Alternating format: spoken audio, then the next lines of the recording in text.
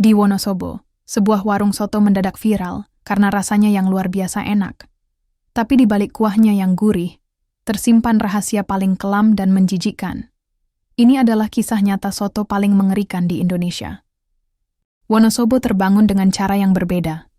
Ia tidak digedor oleh klakson atau deru mesin pabrik. Kota ini dibangunkan oleh gigitan dingin yang merayap turun dari dataran tinggi Dieng, menyusup lewat celah jendela dan ventilasi udara. Dinginnya bukan dingin yang menggigit marah, melainkan dingin yang memeluk erat, memaksa setiap orang untuk menarik selimutnya lebih tinggi atau segera menyeduh teh panas yang mengepul. Kabut tebal adalah pemandangan lazim, selimut putih basah yang membuat atap-atap seng dan jalanan aspal berkilau seperti baru saja disiram embun semalaman. Pagi di Wonosobo adalah soal perjuangan kecil melawan rasa kantuk yang didukung oleh hawa sejuk. Di sebuah kamar kos sederhana di gang sempit yang lantainya masih berupa tanah padat, seorang gadis bernama Ratna Maharani memulai perjuangannya sendiri. Usianya baru 19 tahun, tapi di pundaknya ia membawa beban harapan yang bobotnya melebihi tas berisi kain dan benang yang selalu ia jinjing. Ratna bukan berasal dari Wonosobo. Ia adalah anak desa, seorang perantau yang kakinya baru beberapa bulan menjejak aspal kota ini. Baginya, Wonosobo adalah gerbang menuju dunia yang sama sekali baru. Setiap pagi, rutinitasnya berjalan seperti mesin jam yang presisi. Jarinya yang lentik akan melipat selimut tipisnya menjadi kotak yang sempurna, meletakkannya di sudut kasur kapuk yang sedikit kempes. Kamarnya sempit, hanya cukup untuk satu kasur, satu lemari kayu kecil yang catnya sudah mengelupas, dan sebuah meja belajar reot.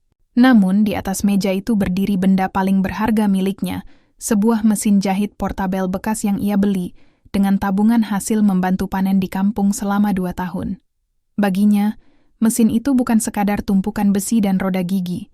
Itu adalah mesin penempa masa depan, sebuah kendaraan yang akan membawanya pergi dari takdir yang sudah digariskan untuk banyak gadis di desanya. Ratna memiliki sebuah impian, sebuah gambaran yang begitu jelas di benaknya, hingga terkadang ia bisa merasakannya. Ia ingin punya butik. Bukan butik mewah di jalan utama, tidak. Mimpinya lebih membumi. Cukup sebuah kios kecil yang di depannya tergantung papan nama kayu bertuliskan Maharani Busana. Di dalamnya, ia akan memajang gaun-gaun hasil jahitannya, sendiri pakaian sederhana namun anggun untuk para ibu, dan seragam sekolah yang rapi untuk anak-anak. Impian itu terasa begitu nyata. Bahan bakarnya adalah setiap putaran roda mesin jahit, dan setiap senti kain yang berhasil ia potong lurus. Kursus menjahit yang diikutinya adalah anak tangga pertama menuju impian itu. Setiap hari, ia berjalan kaki, menuju tempat kursus yang jaraknya hampir 2 kilometer. Langkahnya ringan dan penuh semangat. Ia melewati pasar induk yang sudah riuh oleh teriakan pedagang sayur, aroma bawang goreng yang menguar dari warung-warung sarapan, dan ibu-ibu yang menawar harga dengan sengit. Ratna menyerap semua itu, merekamnya sebagai bagian dari kehidupan barunya. Ia melihat anak-anak berseragam merah putih berlarian, dan dalam hatinya ia berjanji suatu saat nanti ialah yang akan menjahitkan seragam mereka. Perjalanannya selalu melewati sebuah bengkel kecil yang berbau oli dan besi panas. Ia tidak pernah menoleh lama, hanya melintas dengan pandangan lurus ke depan. Ia tidak sadar, dari dalam bengkel yang remang itu, sepasang mata milik seorang pemuda kurus bernama Rudi seringkali berhenti bekerja sejenak. Rudi, yang tangannya selalu hitam oleh gemuk dan oli, akan menghentikan putaran kunci pasnya hanya untuk melihat siluet Ratna yang berjalan tegap, menjinjing tas kainnya dengan sebuah tekad yang terpancar bahkan dari punggungnya. Bagi Rudi, gadis itu seperti bunga langka yang tumbuh di antara kerasnya trotoar kota. Sebuah pemandangan pagi yang membuatnya lupa sejenak pada beratnya kunci Inggris dan kerasnya hidup. Ratna terus berjalan, tak menyadari tatapan kagum itu. Pikirannya sudah sampai di tempat kursus. Ia membayangkan pola-pola baru yang akan ia pelajari hari ini.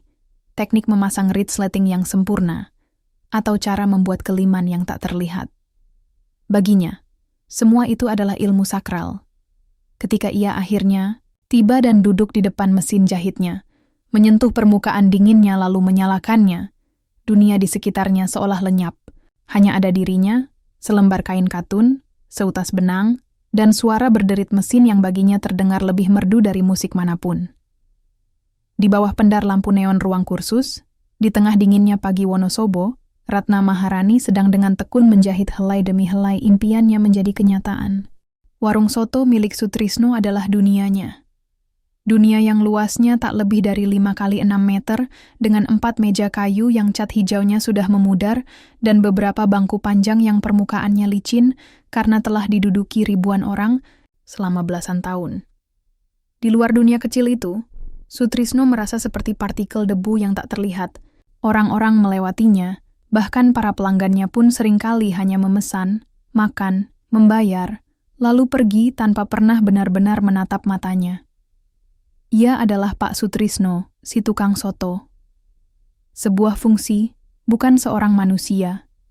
Hidupnya adalah sebuah ritual yang tak pernah berubah. Jauh sebelum azan subuh pertama berkumandang dan kabut Wonosobo masih pekat seperti susu, ia sudah berada di pasar.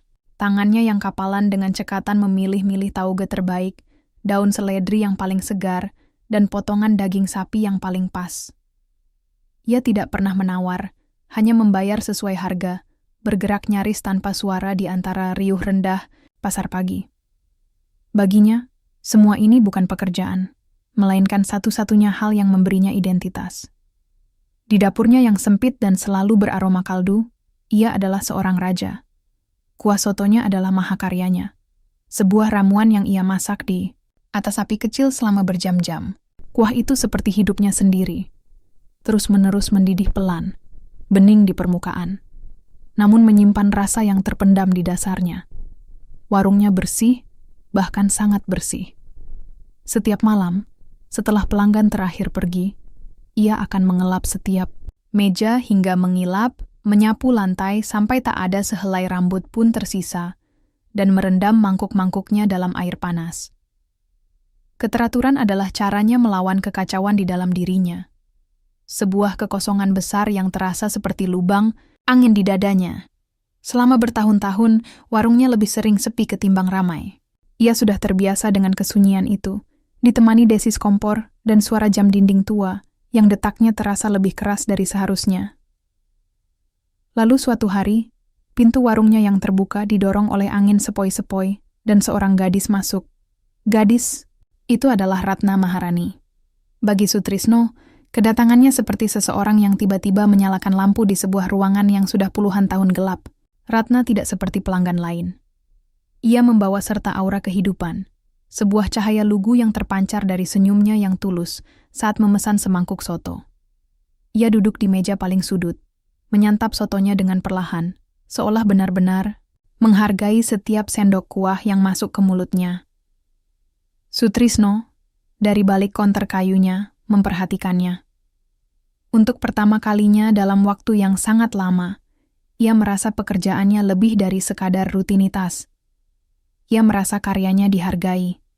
Ratna mulai datang hampir setiap hari, dan setiap kali ia datang, dunia Sutrisno yang monokrom seolah diberi sedikit warna. Ia hafal jam kedatangannya. Ia hafal meja mana yang akan gadis itu pilih. Ia bahkan hafal cara Ratna menambahkan sambal dan perasan jeruk nipis ke dalam mangkuknya. Di hari-hari ketika Ratna datang, Sutrisno akan memastikan kaldu sotonya adalah yang terbaik, potongan dagingnya sedikit lebih banyak, dan taburan bawang gorengnya sedikit lebih royal. Semua itu ia lakukan dalam diam, sebuah persembahan tanpa kata dari dunianya yang sunyi. Obsesi adalah tanaman yang tumbuh perlahan di tanah kesepian. Awalnya hanya sebuah akar kecil berupa rasa senang saat melihat Ratna masuk. Lalu tumbuh menjadi batang kekecewaan jika gadis itu tidak muncul. Hingga akhirnya menjadi pohon rindang yang dahannya mencengkeram seluruh pikiran Sutrisno. Ia mulai merasa memiliki. Gadis itu adalah pelanggannya, senyum itu adalah untuk sotonya. Kehadirannya adalah pencerah bagi harinya. Sinilah tatapan itu lahir. Suatu siang, warung sedang kosong. Hanya ada Ratna yang sedang makan sambil membaca sebuah buku pola jahitan. Sutrisno berdiri diam di posnya, mengelap gelas yang sudah bersih. Pandangannya terpaku pada Ratna. Bukan lagi pandangan seorang penjual kepada pembeli. Tatapannya menelusuri garis leher gadis itu, rambutnya yang diikat sederhana, dan jari-jarinya yang ramping memegang sendok.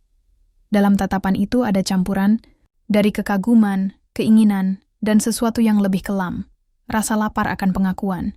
Ia ingin gadis itu melihatnya, benar-benar melihatnya lebih dari sekadar tukang soto. Ia ingin menjadi bagian dari dunia cerah milik gadis itu. Ratna, yang mungkin merasakan ada yang mengawasinya, mendongak. Mata mereka bertemu selama sepersekian detik. Sutrisno membeku. Ratna tersenyum kecil, senyum sopan yang biasa ia berikan pada semua orang. Sotonya enak sekali, Pak. Selalu, ujar Ratna dengan suara lembut sebelum kembali menunduk pada bukunya. Satu kalimat itu. Bagi Ratna, itu hanyalah sebuah pujian basa-basi.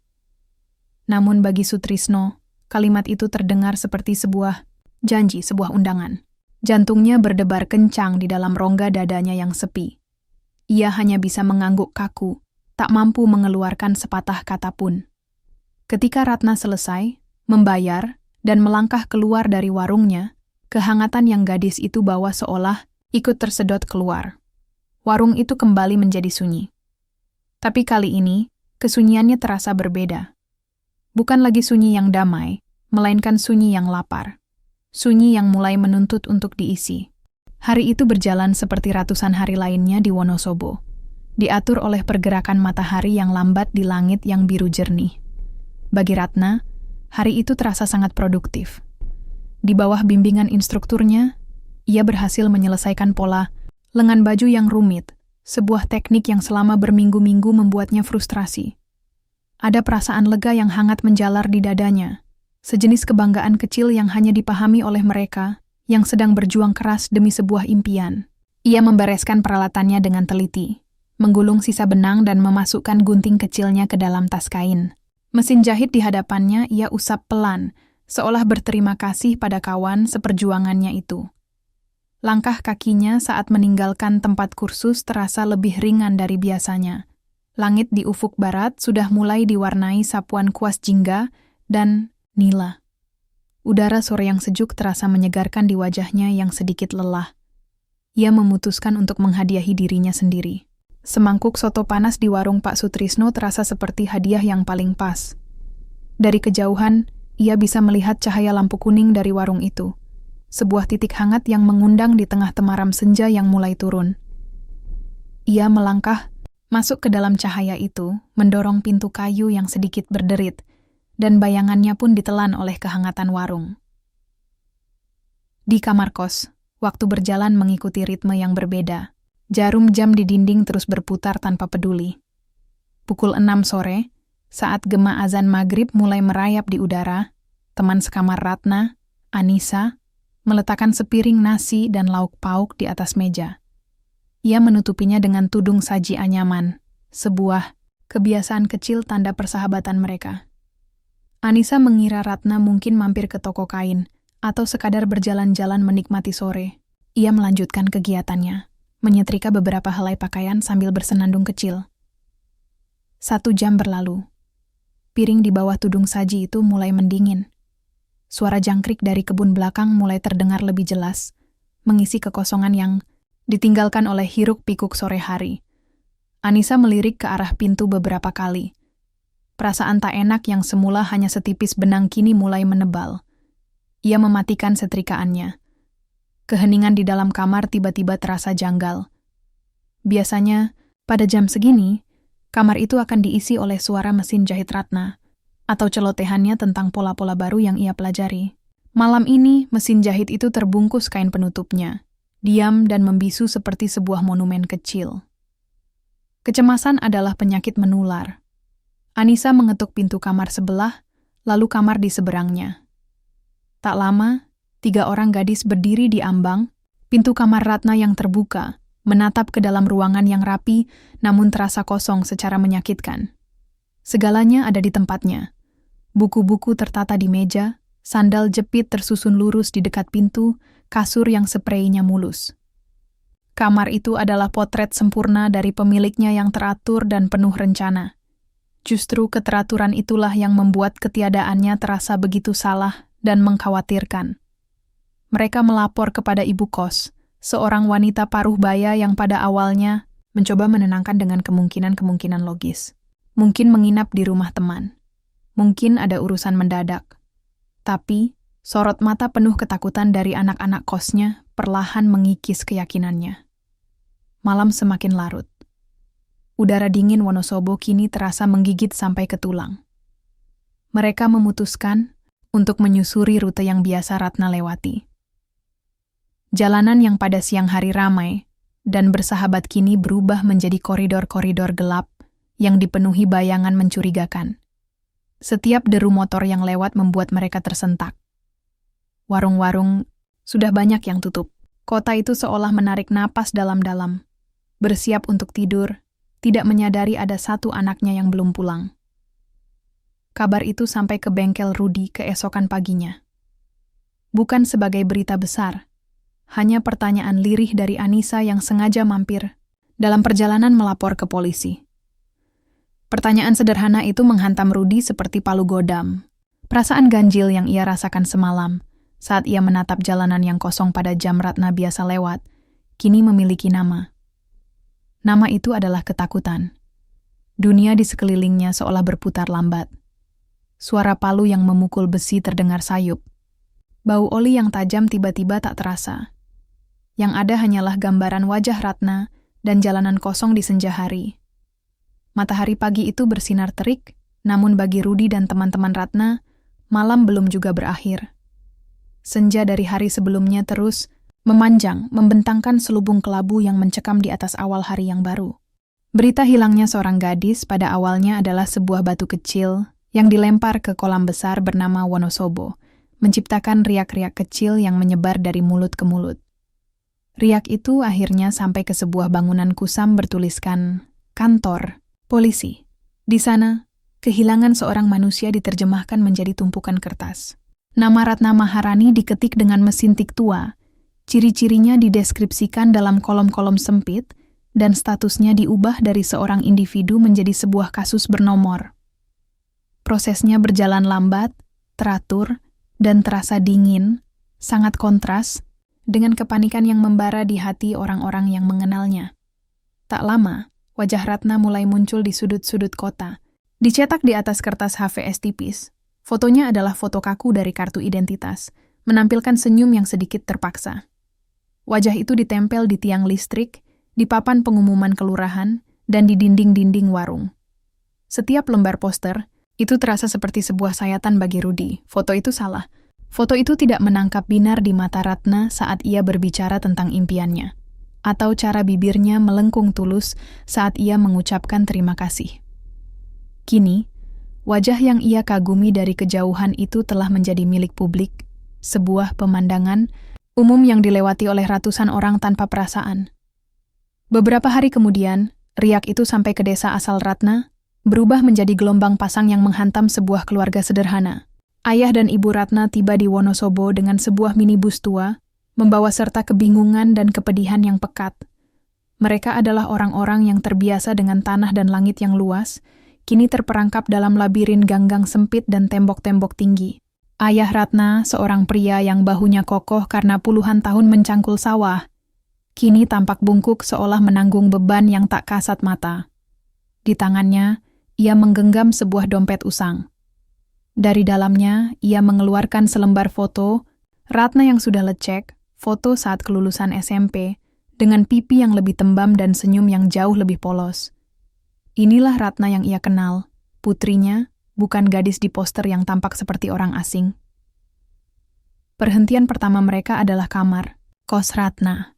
Ibunya langsung terduduk di tepi kasur, memeluk bantal putrinya dan menangis tanpa suara. Tapi sang ayah berdiri kaku di tengah ruangan.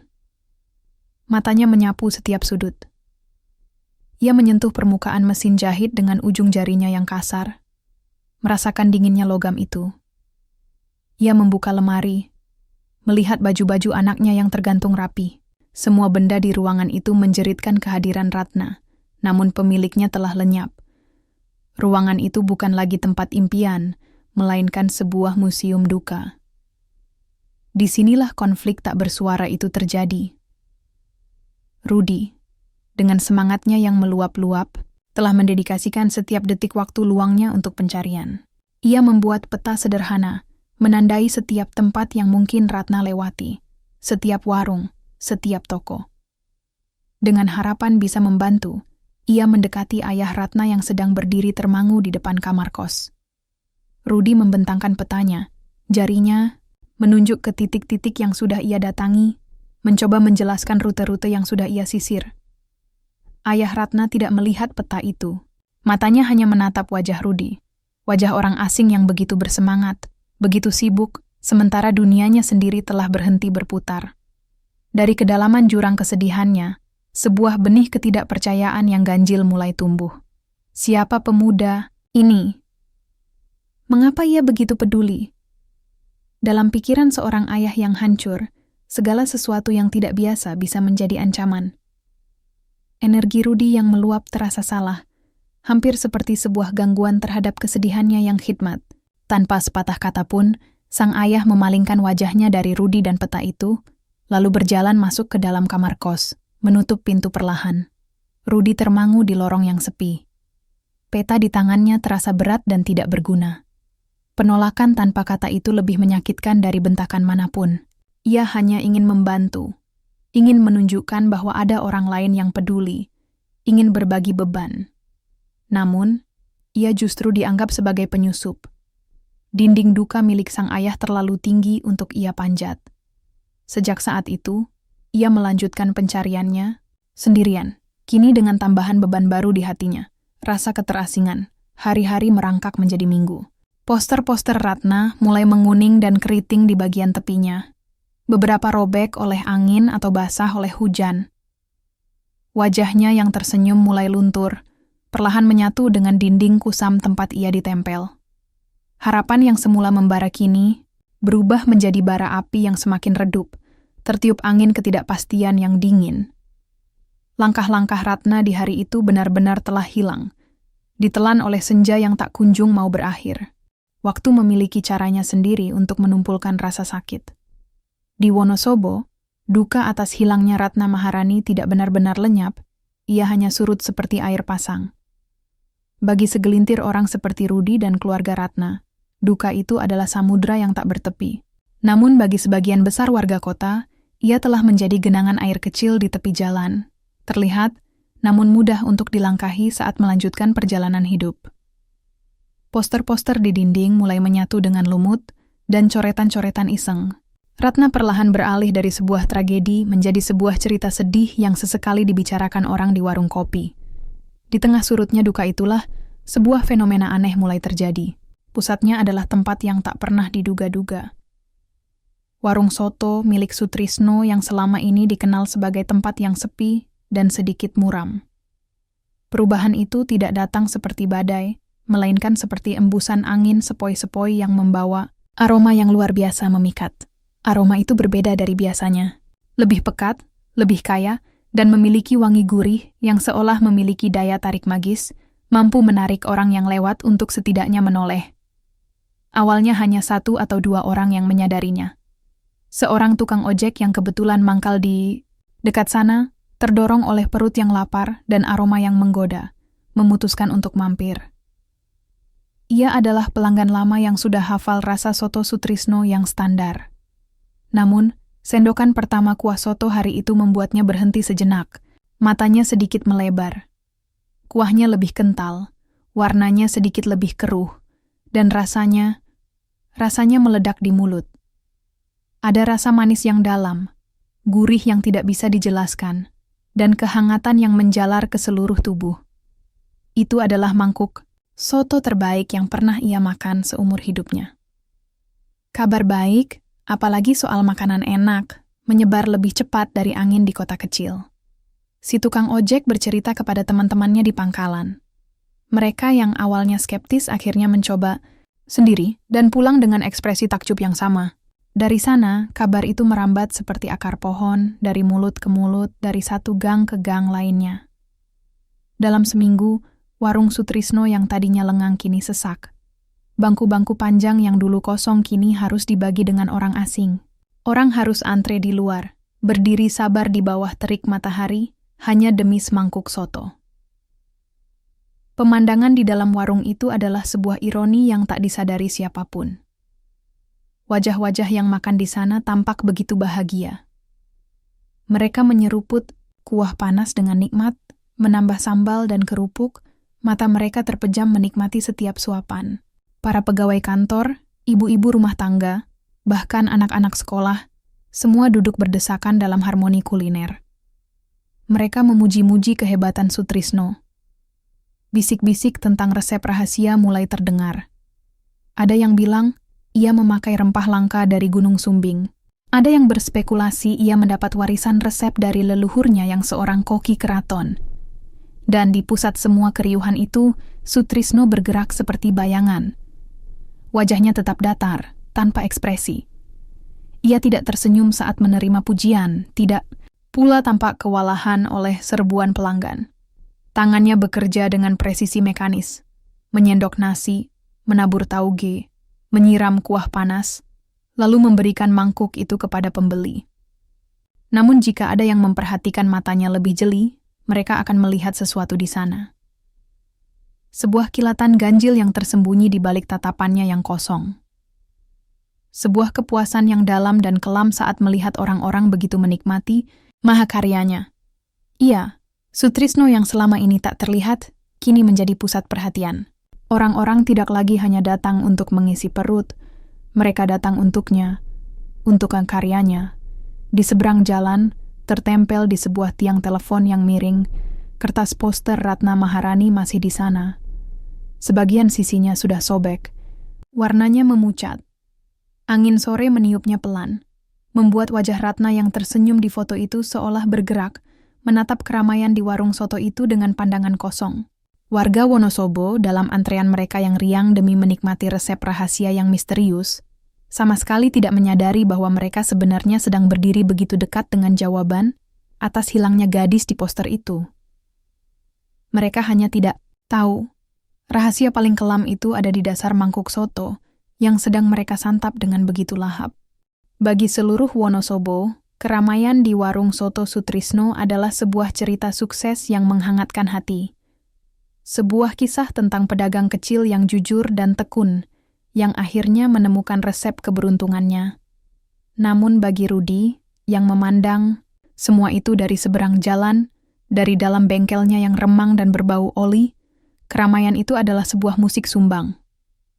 Setiap kali ia mendengar gelak tawa pelanggan yang puas, atau melihat antrean yang mengular di jam makan siang, sesuatu di dalam dirinya terasa perih.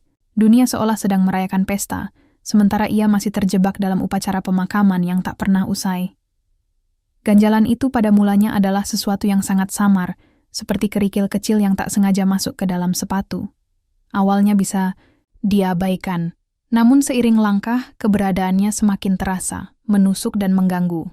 Logikanya berulang kali mencoba menyingkirkan perasaan itu. Apa hubungannya soto yang laris dengan gadis yang hilang? Tentu saja tidak ada. Itu sebuah kebetulan yang aneh, tahan lebih. Rudi mencoba meyakinkan dirinya sendiri bahwa dukanya telah meracuni pikirannya, membuatnya melihat bayangan di setiap sudut dan konspirasi di setiap kebetulan. Ia memaksa diri untuk fokus pada pekerjaannya, membenamkan tangannya pada mesin motor yang dingin, mencoba mengusir pikiran-pikiran liar itu dengan deru knalpot dan denting kunci pas. Tetapi intuisi adalah makhluk yang keras kepala. Ia tidak tunduk pada logika. Semakin keras Rudi mencoba mengabaikannya, semakin kuat ia berteriak di dalam benaknya. Waktunya. Segalanya terasa salah karena waktunya. Popularitas warung itu meledak nyaris seketika setelah Ratna lenyap. Bukan pertumbuhan bisnis yang wajar dan perlahan, melainkan sebuah ledakan tiba-tiba yang terasa tidak alami.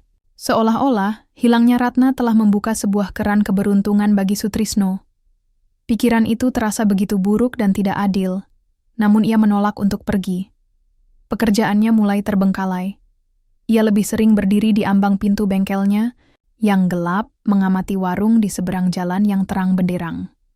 Ia menjadi seorang pengamat yang tak kenal lelah. Ia tidak lagi hanya melihat antrean, ia mempelajari wajah-wajah di dalamnya. Wajah-wajah bahagia, lapar, dan sama sekali tidak curiga.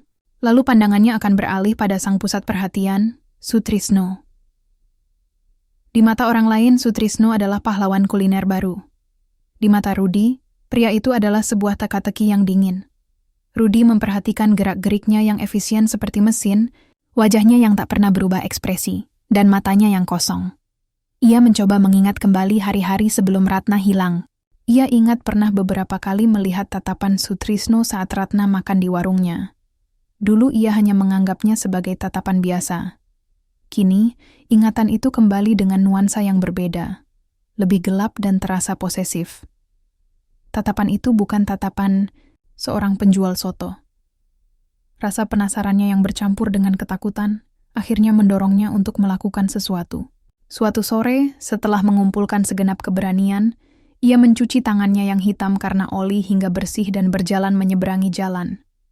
Tujuannya satu, masuk ke warung itu, memesan semangkuk soto, dan merasakan sendiri keajaiban yang dibicarakan semua orang. Namun, baru beberapa langkah mendekati pintu warung, sebuah aroma yang pekat menyergapnya.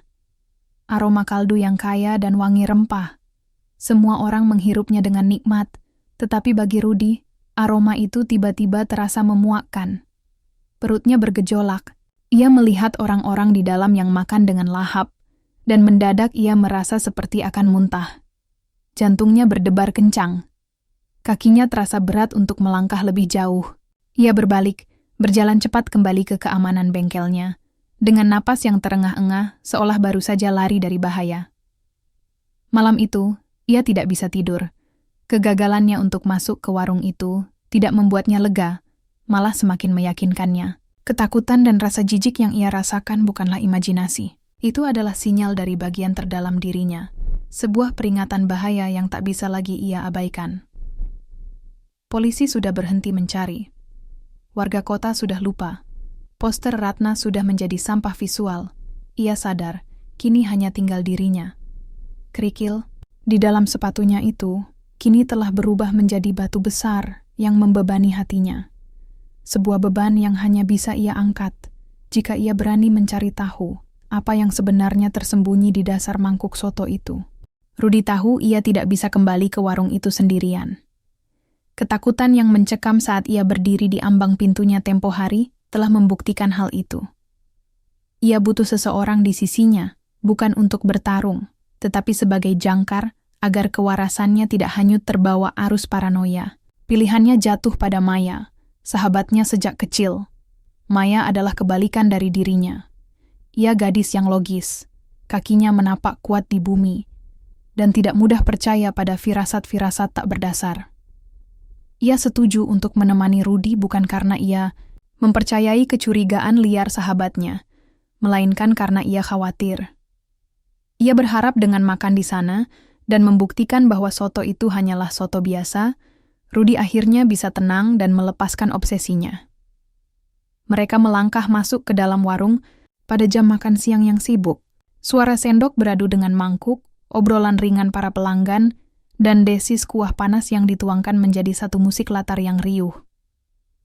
Bagi Maya, ini adalah suasana warung makan yang normal dan hidup. Bagi Rudy, keriuhan itu terasa menekan, seolah dinding-dinding warung sedang merapat untuk menghimpitnya. Ia menelan ludah dengan susah payah saat aroma kaldu yang kaya kembali menyergapnya. Kali ini ia bertekad untuk tidak lari. Sutrisno berada di balik konter, bergerak seperti biasa, wajahnya setenang permukaan danau. Saat menerima pesanan mereka, matanya bertemu dengan mata Rudy selama sepersekian detik. Tidak ada kilat permusuhan atau pengakuan di sana, hanya tatapan kosong seorang pelayan kepada pelanggannya. Kenormalan itulah yang membuat bulu kuduk Rudy merinding. Mereka duduk di sebuah meja sudut, memberi Rudy sedikit rasa aman untuk mengamati keadaan tanpa terlalu menarik perhatian. 2 mangkuk soto panas yang mengepul diletakkan di hadapan mereka. Terlihat sangat lezat, dengan taburan seledri dan bawang goreng yang royal. Maya, dengan rasa penasaran yang tulus, langsung menyendok kuahnya. Sebuah ekspresi kagum terlintas di wajahnya. Ia mengangguk kecil pada Rudy, sebuah isyarat tanpa kata yang seolah berkata, "Lihat, ini memang enak sekali, tidak ada yang aneh." Ia makan dengan lahap. Rudy, sebaliknya, hanya menatap mangkuknya. Mangkuk itu seolah berubah menjadi sebuah kawah yang menyimpan rahasia gelap. Ia menusuk-nusuk gundukan nasi dengan ujung sendoknya, mengaduk isian soto tanpa niat sedikit pun untuk memakannya. Setiap potongan daging tampak mencurigakan. Setiap helai tauge seolah menyembunyikan sesuatu. Perutnya terasa mulas, bukan karena lapar, tapi karena cemas. Maya hampir menyelesaikan makannya. Ia mengaduk-aduk sisa kuah di dasar mangkuk, berusaha mendapatkan setiap tetes terakhirnya. Tiba-tiba, sendoknya membentur sesuatu yang keras. Bukan benturan renyah keramik mangkuk, melainkan bunyi klik yang lebih padat. Ia mengerutkan kening. Mengira itu potongan tulang ayam yang besar, ia mencoba menyingkirkannya. Namun benda itu terasa aneh. Dengan ujung sendoknya, ia mengangkat benda itu dari genangan kuah berwarna kuning. Benda itu kecil, berwarna putih pucat, dan bentuknya tidak wajar. Maya meletakkannya di atas selembar tisu untuk melihatnya lebih jelas. Rudy, yang sejak tadi mengawasi gerak-gerik temannya, langsung mencondongkan tubuhnya. Pandangannya terkunci pada benda kecil di atas tisu itu. Dunia di sekitar Rudy seolah berhenti berputar. Keriuhan warung mendadak senyap di telinganya. Benda itu bukan tulang ayam. Bentuknya terlalu presisi, terlalu halus. Sebuah bentuk yang ia kenali dari buku biologi di sekolah dulu. Bagian ujung yang sedikit membulat, bagian tengah yang ramping, lalu sebuah dasar yang lebih lebar. Itu adalah potongan ruas jari. Jari manusia. Sebuah potongan kecil dari sebuah mimpi buruk yang tak terbayangkan. Darah seolah surut dari wajahnya, meninggalkan kulitnya yang dingin dan pucat. Intuisi yang selama ini menyiksanya ternyata bukanlah khayalan. Itu adalah kebenaran yang mengerikan. Maya mengangkat wajahnya dari benda itu, menatap Rudy. Ia melihat kengerian absolut di mata sahabatnya, sebuah kepastian beku yang membuatnya merinding. Dalam sekejap, kebingungannya berubah menjadi pemahaman yang sama mengerikannya. Di tengah warung yang ramai itu, di atas meja mereka, terbaring sebuah bukti bisu yang menjawab segalanya. Waktu yang tadinya berhenti kini kembali berjalan dengan kecepatan yang menyiksa. Suara-suara di dalam warung, gelak tawa dari meja sebelah, denting sendok, teriakan Sutrisno menyebutkan pesanan, kembali terdengar, namun kini terasa asing dan mengancam. Di tengah kengerian yang membekukan darahnya, sebuah insting purba mengambil alih tubuh Rudy. Insting untuk bertahan hidup. Ia melirik cepat ke arah Maya, sebuah tatapan singkat yang syarat akan perintah tanpa suara. Tetap tenang. Jangan berteriak. Kita harus keluar dari sini. Maya, yang wajahnya sepucat kertas, mengerti isyarat itu. Dengan gerakan tangan yang gemetar hebat, ia buru-buru melipat tisu yang membungkus potongan mimpi buruk itu, menyembunyikannya dari pandangan. Gerakannya kaku dan canggung, seperti boneka kayu. Ia lalu memaksakan diri menyendok sisa kuah di mangkuknya, sebuah tindakan normal yang terasa seperti siksaan paling berat. Di seberang meja, Rudy melakukan hal yang sama. Ia mengangkat mangkuknya seolah hendak menyeruput kuahnya. Namun yang ia rasakan hanyalah detak jantungnya sendiri yang berdebar kencang di tenggorokannya. Momen paling menegangkan adalah saat membayar. Rudy berjalan ke meja kasir. Setiap langkahnya terasa seperti meniti seutas tali di atas jurang. Ia meletakkan beberapa lembar uang di atas meja kayu, menghindari tatapan mata Sutrisno. Tangannya terasa dingin dan berkeringat. Ia bisa merasakan tatapan kosong pria itu, meski hanya sesaat. Sutrisno mengambil uang itu, memberikan kembalian dengan gerakan yang sama efisien seperti biasanya, sama sekali tidak menyadari bahwa dua orang di hadapannya baru saja menemukan rahasia tergelapnya. Mereka berbalik dan melangkah keluar dari warung, tidak terburu-buru, hanya langkah biasa yang diatur sedemikian rupa, agar tidak menarik perhatian. Udara luar yang hangat seharusnya terasa melegakan. Namun bagi mereka rasanya seperti menghirup udara di planet lain. Mereka terus berjalan menyusuri trotoar, tidak saling bicara, tidak saling menoleh, seolah ditarik oleh sebuah kekuatan tak terlihat menjauh dari sumber kengerian itu. Baru setelah mereka berbelok ke sebuah gang sempit yang sepi, diapit oleh dinding-dinding, bangunan tua yang tinggi, topeng ketenangan mereka, hancur berkeping-keping. Maya bersandar ke dinding, tubuhnya luruh ke bawah. Napasnya tersengal-sengal, dan ia menutup mulutnya, menahan gelombang rasa mual yang dahsyat. Kengerian dari apa yang baru saja ia lihat dan hampir ia telan, kini membanjiri seluruh kesadarannya. Rudy tidak berusaha menenangkannya. Ia sendiri butuh diyakinkan. Dengan tangan yang masih gemetar, ia mengeluarkan lipatan tisu dari sakunya. Ia harus melihatnya lagi, untuk memastikan otaknya tidak sedang mempermainkannya. Ia membuka lipatan itu dengan hati-hati. Di sana, di atas, permukaan tisu yang sedikit basah oleh kuah soto, benda itu terbaring. Kecil, pucat, dan tak terbantahkan. Sebuah potongan jari. Bukti fisik dari sebuah kejahatan yang begitu keji, hingga akal sehat menolak untuk mempercayainya. Beban dari benda sekecil itu terasa luar biasa berat di telapak tangannya. Mereka terdiam lama di bawah cahaya lampu jalan yang mulai redup. Syok, awal perlahan berganti menjadi sebuah kesadaran yang menakutkan. Mereka sekarang adalah penjaga rahasia ini. Apa yang harus mereka lakukan? Pertanyaan itu menggantung di udara lembab di antara mereka. Melapor ke polisi terasa seperti ide yang mustahil. Siapa yang akan percaya cerita gila mereka? Tuduhan mereka akan dimentahkan oleh reputasi Sutrisno dan puluhan kesaksian pelanggan yang puas. Namun, bayangan wajah Ratna di poster yang lusuh itu melintas di benak Rudy. Melakukan keheningan berarti membiarkan kejahatan itu terkubur selamanya. Itu adalah sebuah pengkhianatan. Ia menatap Maya, yang telah berhasil menguasai dirinya. Getaran di tubuhnya sudah berhenti, digantikan oleh sorot mata yang tajam dan penuh tekad. Dalam tatapan itu Rudy menemukan jawabannya. Mereka mungkin takut, mereka mungkin tidak akan dipercaya, tetapi mereka tidak punya pilihan lain.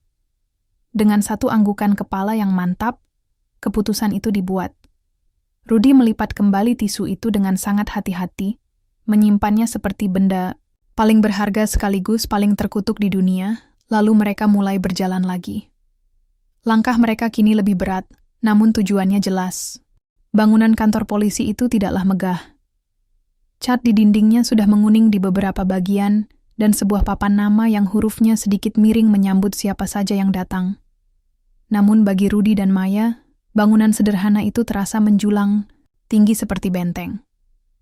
Setiap langkah mendekati pintu masuknya terasa berat, seolah telapak kaki mereka lengket di aspal. Di dalam saku celana Rudy, lipatan tisu berisi bukti mengerikan itu terasa seperti batu yang membara, membebani bukan hanya kain celananya, tetapi juga seluruh jiwanya. Mereka berhenti sejenak di depan tangga, saling bertukar pandang untuk terakhir kali, mengumpulkan sisa-sisa keberanian sebelum akhirnya mendorong pintu kayu yang berat itu. Suasana di dalam ruangan depan terasa pengap dan sibuk dengan caranya sendiri yang lamban. Suara mesin tik tua yang berderak-derak menjadi musik latar, berpadu dengan dering telepon sesekali, dan dengung kipas angin di langit-langit yang seolah hanya memutar-mutar udara panas. Beberapa petugas berseragam duduk di belakang meja-meja, yang penuh tumpukan berkas, tampak lelah dan tidak bersemangat. Ini adalah dunia birokrasi. Sebuah mesin raksasa yang tidak peduli pada kepanikan atau kengerian individu. Mereka mendekati meja piket, tempat seorang petugas muda dengan kumis tipis, sedang sibuk mengisi teka-teki silang. Petugas itu mengangkat wajahnya dengan malas, tatapannya menyiratkan kebosanan, seolah kedatangan mereka adalah gangguan yang tidak diharapkan. Rudy, dengan tangan gemetar, maju selangkah. Ia tidak bisa bersuara, tenggorokannya tercekat. Ia hanya bisa meletakkan lipatan tisu itu di atas meja. Lalu, dengan gerakan tangan yang patah-patah, ia mencoba menjelaskan. Menunjuk ke arah luar, ke arah warung Sutrisno. Lalu menunjuk ke tisu itu, wajahnya memohon untuk dimengerti. Petugas muda itu menatap lipatan tisu dengan jijik, lalu beralih menatap dua remaja di hadapannya. Di matanya, yang terlihat hanyalah sepasang anak muda yang mungkin sedang mencari perhatian, atau membuat lelucon yang tidak lucu. Ia mendengus pelan, sebuah suara kecil yang terdengar seperti penghinaan. Tanpa menyentuh tisu itu, ia membuat gerakan tangan yang menyuruh mereka untuk duduk di bangku panjang yang keras di sudut ruangan. Sebuah isyarat pengabaian yang jelas. Harapan yang mereka bawa masuk ke dalam kantor itu seolah menguap ke udara pengap. Mereka duduk di bangku kayu yang dingin, menjadi bagian dari perabotan yang tak terlihat. Waktu merangkak begitu lambat, petugas datang dan pergi, warga lain datang melapor lalu pulang, sementara mereka berdua tetap di sana, terdampar di pulau penantian. Maya mulai menunduk. Semangatnya terkuras habis oleh dinding tebal ketidakpedulian. Ia menatap lantai retak, bertanya-tanya dalam hati apakah semua ini adalah kesalahan besar. Rudy, di sisi lain, merasakan keputusasaan berubah menjadi kemarahan yang membara dalam diam. Ia memandangi petugas muda yang sudah kembali ke teka-teki, silangnya, lalu ke petugas lain yang sedang tertawa sambil minum kopi. Apakah nyawa seseorang, nyawa Ratna, tidak ada artinya sama sekali bagi mereka? Ia menggenggam lipatan tisu di sakunya, begitu erat hingga buku-buku jarinya memutih. Tepat saat mereka hampir menyerah, seorang pria paruh baya berseragam yang kemejanya sedikit kusut berjalan melintasi ruangan. Pria itu bukan lagi perwira muda, di wajahnya terukir garis-garis lelah dan pengalaman. Langkahnya terhenti saat melihat Rudy dan Maya. Mungkin ia melihat sesuatu yang berbeda di mata mereka, bukan kenakalan remaja, melainkan ketakutan yang murni dan putus asa. Ia mendekati mereka, tatapannya tajam namun tidak menghakimi. Rudy seolah mendapat kekuatan terakhir. Ia berdiri dan menyodorkan tisu itu sekali lagi. Kali ini, petugas senior itu menerimanya. Bukan dengan jijik, melainkan dengan kehati-hatian, seorang profesional. Ia tidak membukanya di sana. Ia hanya menatap wajah Rudy dan Maya dalam-dalam, lalu memberikan isyarat singkat dengan kepalanya, menyuruh mereka mengikutinya ke sebuah ruangan kecil di belakang. Di dalam ruangan sempit yang penuh dengan map-map tua, pria itu akhirnya membuka lipatan tisu di atas mejanya. Ia menatap benda kecil berwarna pucat itu untuk waktu yang lama. Keheningan di dalam ruangan itu terasa sangat pekat. Ia kemudian mengangkat wajahnya, menatap kedua remaja itu. Skeptisisme yang biasanya menjadi perisai seorang polisi berpengalaman, kini telah lenyap, digantikan oleh sorot mata yang serius dan tajam. Tanpa berkata apa-apa, ia mengambil jaketnya yang tersampir di kursi. Sebuah anggukan kepalanya yang singkat sudah cukup menjadi jawaban. Pintu birokrasi yang tadinya tertutup, rapat kini telah dibuka oleh kunci bernama intuisi seorang veteran.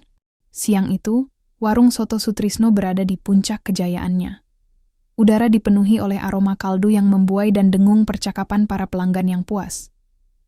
Antrean di luar lebih panjang dari biasanya, dan di dalam, setiap bangku terisi penuh.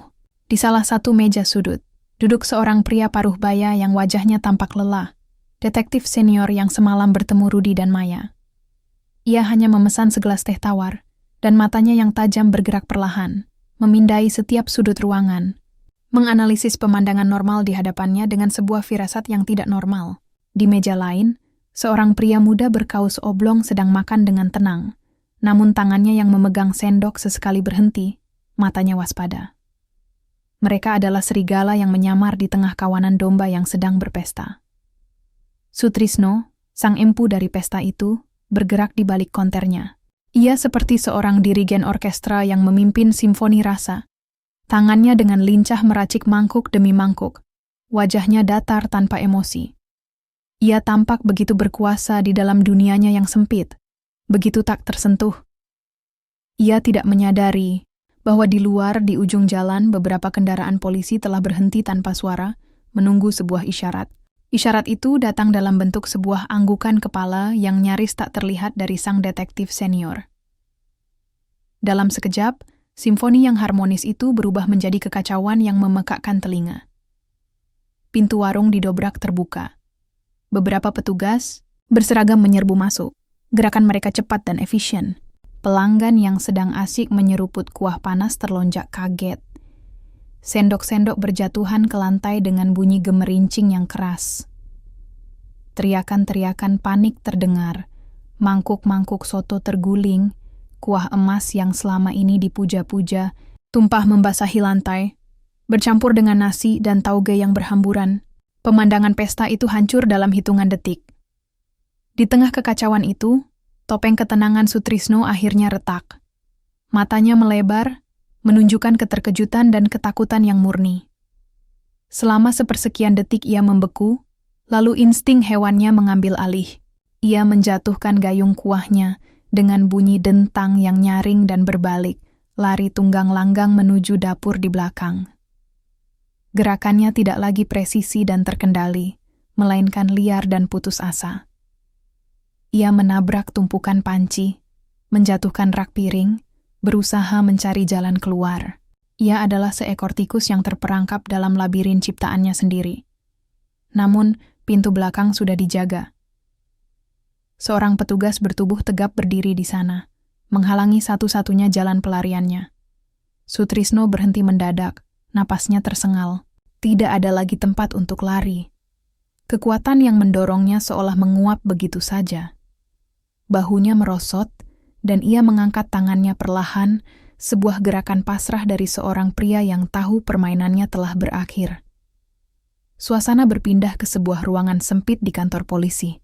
Ruangan itu dingin, hanya berisi sebuah meja, 2 kursi, dan 1 bola lampu yang menggantung di langit-langit, memancarkan cahaya yang keras. Sutrisno duduk di salah satu kursi, kini tampak begitu berbeda. Tanpa konter dapurnya sebagai benteng, ia terlihat kecil dan menyedihkan. Pakaiannya sedikit kotor, dan wajahnya yang biasanya tanpa ekspresi kini kosong melompong. Sang detektif senior duduk di hadapannya. Ia tidak membentak, ia tidak mengancam, ia hanya melakukan satu hal. Dengan sangat perlahan, ia meletakkan sebuah kantong bukti plastik kecil di tengah meja. Di dalamnya, terbaring sepotong tulang berwarna pucat. Potongan jari yang ditemukan Maya Sutrisno menatap benda itu. Benda kecil yang seharusnya sudah hancur, sudah lenyap di telan perut para pelanggannya. Melihatnya lagi, di sana, di bawah cahaya, lampu interogasi yang tanpa ampun adalah pukulan terakhir yang meruntuhkan seluruh pertahanannya. Ia mencoba memalingkan muka, menatap dinding yang kusam, tetapi bayangan benda itu seolah tercetak di retinanya. Keheningan di ruangan itu terasa lebih menekan daripada teriakan manapun. Detik demi detik berlalu seperti tetesan air yang jatuh di atas batu. Perlahan-lahan mengikisnya. Akhirnya, batu itu pecah. Getaran kecil dimulai dari tangannya yang terlipat di atas meja. Getaran itu merambat ke lengannya, lalu ke bahunya. Tubuhnya mulai berguncang hebat. Ia menundukkan kepalanya dalam-dalam hingga dahinya nyaris menyentuh meja. Dari punggungnya yang terguncang dan suara isak tangis yang tertahan, kisah mengerikan itu mulai mengalir keluar tanpa perlu diucapkan. Kisah tentang penolakan, kemarahan sesaat yang membutakan, dan sebuah tindakan panik untuk menutupi jejak yang justru melahirkan sebuah mahakarya kuliner yang mengerikan. Sebuah berita buruk di kota kecil tidak merambat, ia meledak. Ledakan itu dimulai dari para pelanggan yang lari tunggang langgang dari warung soto Sutrisno saat penggerebekan terjadi. Mereka menjadi penyebar berita pertama, dengan napas terengah dan wajah pucat, menceritakan kisah tentang polisi dan Sutrisno yang diseret keluar. Awalnya, cerita mereka hanyalah potongan-potongan teka-teki yang membingungkan. Namun, ketika potongan terakhir, alasan penggerebekan itu mulai bocor dari sumber-sumber tidak resmi di sekitar kantor polisi, teka-teki itu berubah menjadi sebuah gambar yang begitu mengerikan hingga akal sehat menolaknya. Kabar itu menyebar seperti wabah, dari pasar induk ke kantor-kantor pemerintahan, dari pangkalan ojek ke ruang-ruang keluarga yang diterangi cahaya televisi. Awalnya adalah bisikan-bisikan, ragu. Orang-orang menggelengkan kepala, menolak untuk percaya.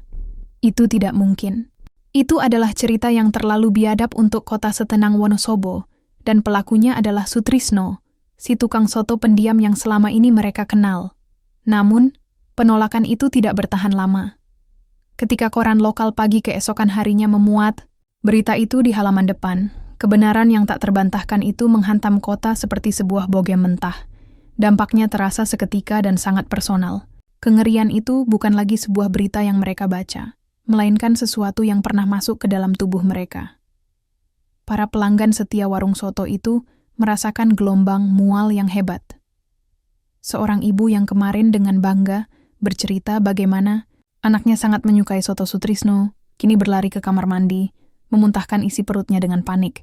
Seorang pegawai kantor tiba-tiba berhenti di tengah jalan, membungkuk di tepi selokan. Tubuhnya terguncang oleh rasa jijik yang tak tertahankan. Kota itu seolah mengalami sebuah ritual penyucian massal. Ingatan akan rasa gurih dan aroma wangi yang dulu mereka puji kini berubah menjadi racun di benak mereka. Rasa jijik itu dengan cepat bermetamorfosis menjadi kemarahan. Kemarahan pada Sutrisno, dan juga kemarahan pada diri mereka sendiri karena telah begitu buta. Warung soto yang disegel dengan garis polisi berwarna kuning kini berubah menjadi epicentrum kebencian seluruh kota. Orang-orang mulai berkumpul di seberang jalannya. Bukan kerumunan yang beringas, melainkan kerumunan yang terhenyak dalam kebisuan yang mengancam. Mereka menatap bangunan kecil itu seolah-olah warung itu sendiri adalah makhluk hidup yang jahat, sebuah mulut monster yang telah menipu dan menodai mereka semua. Seseorang dari kerumunan itu melemparkan sebuah batu. Kaca jendela warung yang kusam pecah dengan bunyi yang memekakkan, memecah keheningan yang tegang. Lemparan itu seolah membuka sebuah bendungan. Batu-batu lain menyusul bersamaan dengan buah-buahan busuk dan sumpah serapah yang terpendam. Itu bukan lagi sekadar perusakan, melainkan sebuah upacara pengusiran setan, sebuah upaya putus asa dari sebuah komunitas untuk membersihkan noda yang ditinggalkan oleh kejahatan Sutrisno. Wonosobo tidak lagi sama. Kepercayaan yang merupakan fondasi dari sebuah kota kecil, di mana semua orang saling kenal, kini retak. Orang-orang mulai saling memandang dengan sedikit curiga. Senyum ramah seorang pedagang makanan kini bisa menyembunyikan rahasia apa? Kedamaian, kota yang sejuk itu terasa telah dilukai secara permanen. Tragedi Ratna Maharani bukan lagi milik keluarganya seorang. Melalui mangkuk-mangkuk soto itu, Sutrisno telah membuat seluruh warga kota menjadi saksi bisu, sekaligus korban dari perbuatannya. Luka itu kini menjadi milik bersama. Persidangan Sutrisno bukanlah sekadar acara hukum. Ia telah menjadi sebuah tontonan publik, sebuah ritual di mana seluruh kota datang untuk mencari katarisis. Gedung pengadilan negeri yang tua, sebuah peninggalan era kolonial dengan pilar-pilar besar dan langit-langit yang tinggi, setiap hari dipadati oleh lautan manusia. Para wartawan berebut tempat terbaik di depan, sementara warga biasa berdesakan di bangku-bangku kayu yang keras, semua ingin menjadi saksi mata saat keadilan dijatuhkan. Udara di dalam ruang sidang terasa berat, campuran antara aroma kayu tua, keringat, dan sebuah ketegangan yang nyaris bisa disentuh. Di tengah kerumunan itu, ada beberapa titik pusat emosi yang sunyi. Di barisan paling depan, ayah dan ibu Ratna duduk dengan punggung tegak lurus. Mereka hadir di setiap sesi, menjadi monumen hidup dari duka yang tak terperi. Sang ayah tidak pernah menangis di depan umum. Ia hanya duduk di sana, tatapannya terpaku, lurus ke depan, tangannya terkepal di atas pangkuan, seolah sedang mengumpulkan seluruh sisa kekuatannya untuk melewati siksaan ini. Di beberapa baris di belakangnya, Rudi dan Maya duduk berdampingan. Bagi mereka, ruang sidang ini terasa surreal, melihat bagaimana tindakan mereka, sebuah kecurigaan yang tumbuh menjadi penemuan mengerikan, kini dipentaskan dalam sebuah drama hukum yang formal, membuatnya terasa seperti mimpi. Lalu ada Sutrisno. Setiap pagi ia digiring masuk oleh dua orang, penjaga, tangannya terborgol. Ia bukan lagi Sutrisno si tukang soto yang pendiam dan misterius. Ia hanyalah seorang terdakwa kurus yang mengenakan kemeja tahanan oranye, tampak tenggelam di kursinya. Wajahnya pucat, dan matanya yang dulu kosong kini seolah cekung ke dalam, menghindari tatapan dari siapapun. Ia adalah pusat dari semua perhatian, namun ia seolah berusaha membuat dirinya tidak terlihat, menjadi hantu di atas panggungnya sendiri. Hari-hari persidangan berjalan dengan lambat dan menyakitkan. Jaksa penuntut umum membeberkan bukti-bukti satu persatu. Momen yang paling menyesakan adalah ketika kantong plastik berisi potongan tulang itu diangkat sebagai barang bukti. Sebuah keheningan yang mencekam menyelimuti ruangan. Benda kecil, itu, yang diproyeksikan ke layar besar agar semua bisa melihat, menjadi simbol nyata dari kebiadaban yang telah terjadi. Para saksi dipanggil silih berganti. Teman-teman kos Ratna, instrukturnya, bahkan beberapa pelanggan lama warung Sutrisno. Puncak kesaksian emosional datang saat ayah Ratna dipanggil ke depan. Ia tidak mengucapkan banyak patah kata. Ia hanya berdiri di sana, dan dari saku kemejanya, yang usang, ia mengeluarkan sebuah foto kecil yang sudah lecek. Foto Ratna saat masih remaja, tersenyum dengan gigi kelincinya yang khas. Ia mengangkat foto itu tinggi-tinggi, menunjukkannya kepada majelis hakim, sebuah deklarasi bisu tentang kehidupan yang telah direnggut.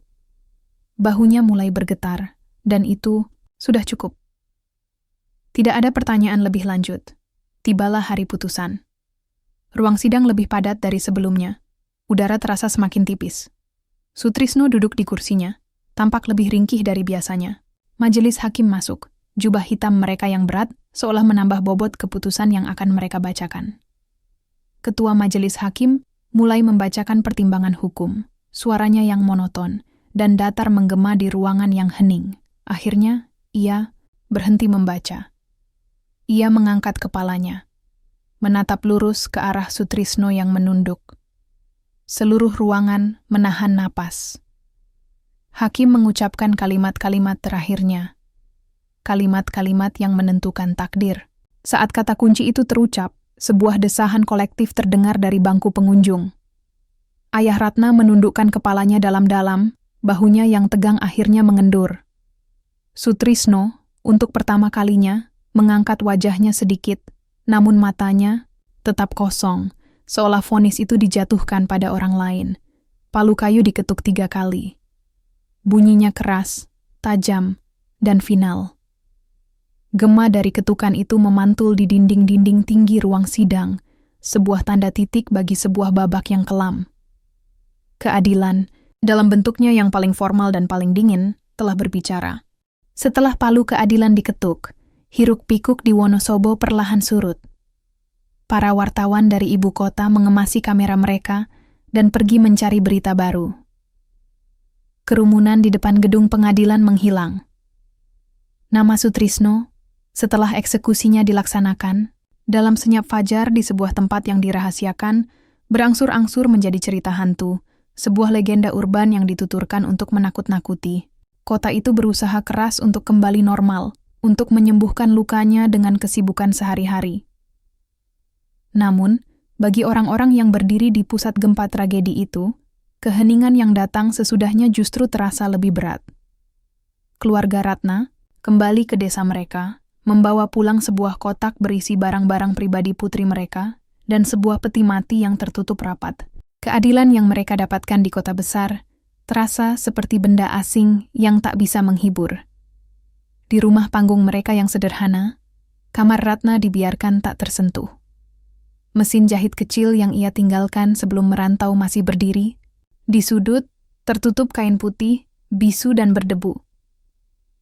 Ibunya seringkali hanya duduk di ambang pintu kamar itu, memandangi isinya dengan tatapan kosong, seolah berharap bayangan putrinya akan muncul. Ayahnya kembali bekerja di sawah, bahunya yang dulu, tegap kini sedikit membungkuk. Ia mencangkul tanah dengan kekuatan yang sama, namun sorot matanya telah kehilangan cahayanya. Kemenangan di pengadilan tidak mengembalikan apapun. Ia hanya memberi titik pada sebuah kalimat penderitaan yang tak akan pernah berakhir. Bagi Rudi dan Maya, status pahlawan yang disematkan oleh beberapa orang terasa seperti pakaian yang salah ukuran. Mereka tidak merasa heroik. Mereka merasa lelah dan terkontaminasi. Rudi kembali ke bengkelnya, ke dunianya yang berbau oli dan besi. Namun, ia tidak lagi bisa bekerja dengan fokus yang sama. Pandangannya seringkali tanpa sadar menyeberang jalan, tertuju pada bangunan warung soto yang kini ditutup papan kayu. Tampak seperti monumen bisu dari sebuah mimpi buruk. Kenangan akan kekagumannya pada Ratna kini selamanya terjalin dengan kengerian penemuan di dasar mangkuk itu. Sebagian dari masa mudanya yang riang telah ikut terkubur bersama gadis itu. Maya juga berubah. Gadis yang tadinya logis dan ceria itu kini menjadi lebih pendiam dan waspada. Ia seringkali tersentak oleh suara-suara yang tiba-tiba, dan pemandangan semangkuk sup panas bisa membuatnya kehilangan selera makan selama berhari-hari. Trauma itu telah menanamkan duri di dalam dirinya, sebuah kewaspadaan konstan terhadap kegelapan yang bisa bersembunyi di balik wajah yang paling biasa sekalipun. Pengalaman mengerikan itu menciptakan sebuah ikatan yang tak terucapkan di antara mereka. Mereka jarang membicarakan tragedi itu, namun mereka saling mengerti dengan cara yang tidak bisa dipahami orang lain. Perlahan, duka dan trauma mereka mulai bermetamorfosis menjadi sesuatu yang lain, sebuah tujuan. Mereka mulai melihat dunia dengan cara yang berbeda. Mereka melihat kerentanan pada gadis-gadis muda lain yang merantau ke kota, melihat bahaya dalam ketidakpedulian lingkungan sekitar.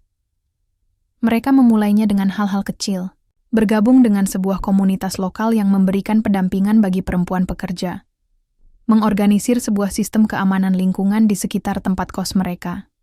Semua itu mereka lakukan tanpa banyak bicara, didorong oleh sebuah kebutuhan, mendesak untuk mengubah rasa sakit mereka menjadi sebuah benteng bagi orang lain. Bayang-bayang masa lalu itu tidak pernah benar-benar pergi. Ia akan selalu ada, mengikuti langkah mereka.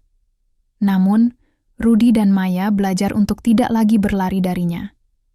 Mereka justru berbalik dan berjalan beriringan dengannya, membiarkan bayangan kelam itu menjadi pengingat abadi akan tugas baru yang kini mereka emban. Waktu adalah penyembuh yang sabar, meski ia tidak pernah bisa menghapus bekas luka sepenuhnya. Beberapa tahun berlalu, Wonosobo terus berbenah, jalan-jalan baru dibangun, dan gedung-gedung dicat ulang. Sebuah upaya kolektif untuk melapisi kenangan, buruk dengan lapisan masa kini yang cerah.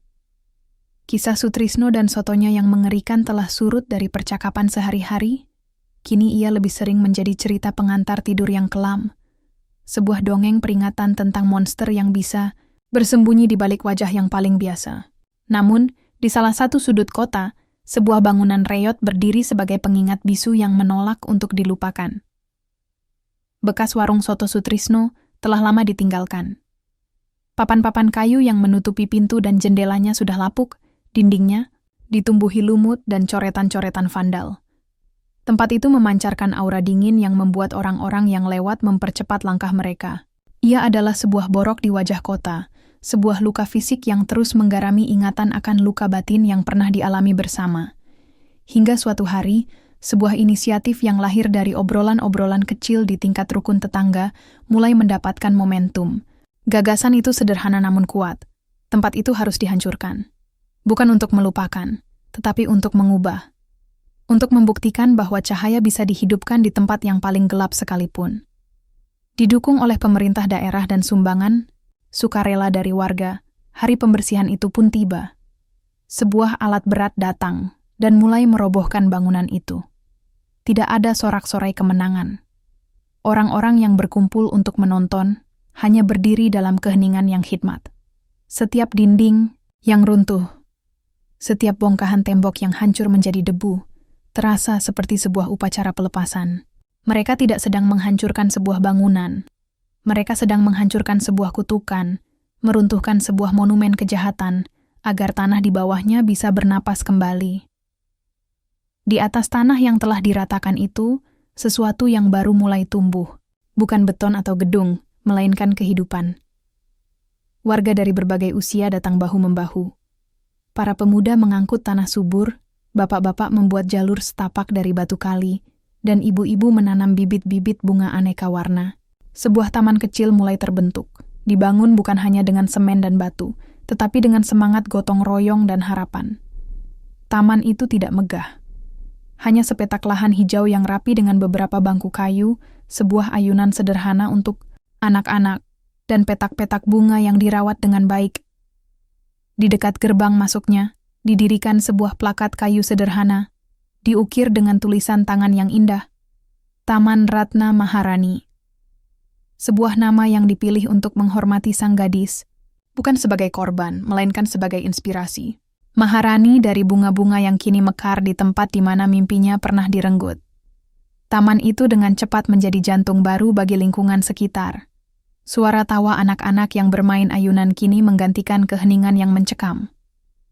Para lansia duduk di bangku-bangku, menikmati hangatnya matahari sore.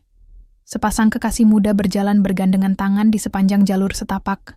Terkadang, Rudy dan Maya, yang kini telah dewasa, juga datang berkunjung. Mereka akan duduk di salah satu bangku, memandangi anak-anak yang bermain, bukan dengan kesedihan, melainkan dengan senyum tipis yang penuh kedamaian. Taman itu adalah bukti nyata dari ketangguhan sebuah komunitas. Ia tidak menghapus tragedi yang pernah terjadi, tetapi ia menimpanya dengan lapisan-lapisan kenangan baru yang penuh harapan. Ia menjadi pengingat abadi bahwa bahkan setelah malam tergelap sekalipun, fajar akan selalu datang, dan di atas tanah yang paling terluka, bunga-bunga yang paling indah pun bisa mekar.